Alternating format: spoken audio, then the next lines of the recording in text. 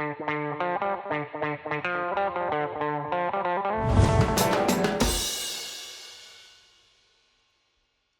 me get the question up here.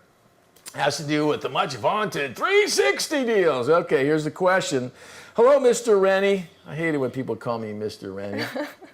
Actually, I don't hate it. It just makes me feel old. My question is, since almost all the artists now are getting signed to a 360 deal, does it mean they are getting recouped faster than they used to? Actually, interesting question, right? And a pretty short answer. The answer is, on paper, they would be getting recouped faster because they're now not just recouping from your record royalties, which was bad enough. They're now recouping from your publishing, your merchandising. I even hate to even say it, and your touring business. You're out there doing the work, but they're going to get paid on that. And so they would have all those four sources of income to recoup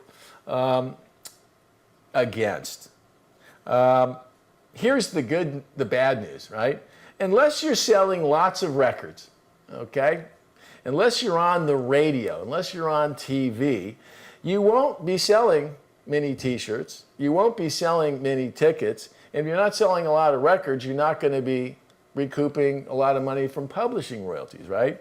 And so I think the question is good here, Anna, but it doesn't mean anything unless you're having big success. And that, I think, is kind of the, I don't want to say the lie of the internet age, but the internet and everybody's ability to put music up side by side with the biggest acts in the world has given a false sense that we're actually all competing on the same playing field. But it doesn't matter who you are. If you're not on the radio big time, if you're not everywhere big time, that's generating a lot of heat and means selling records and selling tickets and generating publishing income, it doesn't matter, right? So the answer to your question is yes, they are recouping faster, but so here's something that hasn't changed. Most records, 99% don't ever recoup, all right? God, is this getting depressing for you folks here? You still want to be...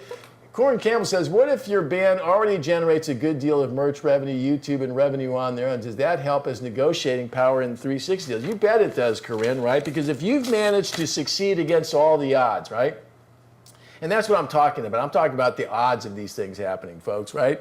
If you've managed to build something, a touring base or merch base, without getting big-time radio airplay, without getting on TV, without getting big touring slots and all that stuff, I'm going to just say what every music business person would say. Imagine what would happen, Corinne, if you had a big hit, okay? Do you think it gets smaller? Do you think you sell less t-shirts? Do you think you sell less tickets? Generate less publishing income? Fuck no, right?